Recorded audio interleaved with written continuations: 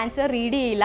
മാത്രമല്ല 4 mark plus negative mark 1 ഉൾപ്പെടെ 5 മാർക്കായിരിക്കും നിങ്ങൾക്ക് നഷ്ടപ്പെടുക.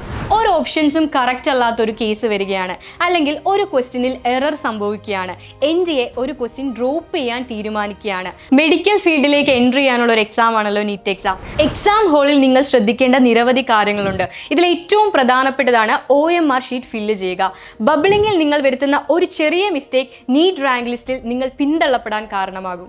4 ഓപ്ഷൻസ് ആയിരിക്കും ഓരോ ചോദ്യങ്ങൾക്കും ഉള്ളത്. ഇതിൽ ശരി ഉത്തരത്തിന് 4 മാർക്കായിരിക്കും. ആൻഡ് റോങ് ആയിട്ടുള്ള ഓപ്ഷനാണ് നിങ്ങൾ സെലക്ട് ചെയ്യുന്നതെങ്കിൽ 1 മാർക്ക് നെഗറ്റീവ് മാർക്കായിട്ട് നിങ്ങൾക്ക് നഷ്ടപ്പെടാം. ഓപ്ഷൻ സെലക്ട് ചെയ്യുമ്പോൾ നിങ്ങൾ ശ്രദ്ധിക്കേണ്ട ഏറ്റവും പ്രധാനപ്പെട്ട 4 കാര്യങ്ങളാണ് ഇനി നമ്മൾ ഡിസ്കസ് ചെയ്യുന്നത്.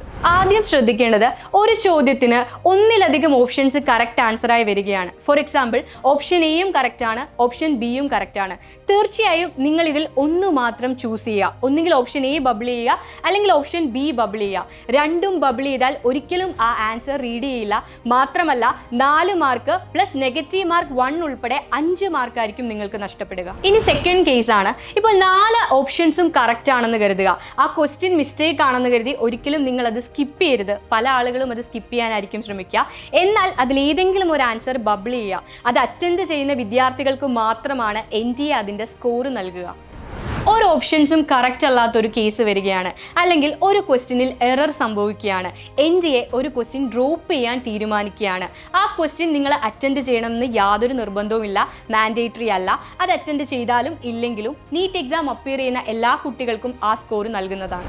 ഇനി എക്സാം ഹാളിൽ നിങ്ങൾ സ്പെൻഡ് ചെയ്യാൻ പോകുന്ന 3 മണിക്കൂർ അതെങ്ങനെയാണെന്നുള്ളത് മാത്രമാണ് നിങ്ങളുടെ റാങ്ക് നിർണ്ണയിക്കുന്നത്. സോ വളരെ കോൺഫിഡൻ്റ് ആയിട്ട് ഓരോ ചോദ്യങ്ങളെയും നേരിടുക. ഒരു ക്വസ്റ്റ്യന് മുന്നിൽ ഒരിക്കലും പകച്ചു നിൽക്കരുത്. വരുന്ന ക്വസ്റ്റ്യനുകൾ നിങ്ങൾക്കുള്ളതായിരിക്കും. ആ ദിവസം നിങ്ങളുടേത് തന്നെയായിരിക്കും. സോ നിങ്ങൾ ആഗ്രഹിച്ച പൊസിഷനിൽ, നിങ്ങൾ ആഗ്രഹിച്ച വൈറ്റ് കോട്ട് ഈ വർഷം തന്നെ നിങ്ങൾക്ക് ലഭിക്കട്ടെ. All the very best. See you again.